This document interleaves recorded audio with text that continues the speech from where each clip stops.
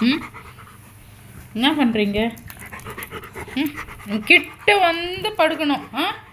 கிட்ட வந்து இப்படி படுத்துக்கணும். அம்மா கிட்டே உட்காந்துக்கணும். என்ன வந்து பத்து தூங்கு தூங்கு தூங்கு. சரியா? சரியா? பச்சா